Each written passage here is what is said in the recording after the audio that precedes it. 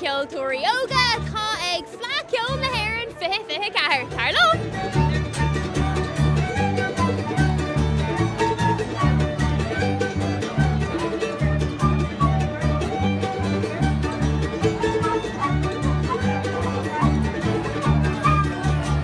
Cad is anam dit? Áile is an Agus cáil tú a cónaí áile? cólítrum.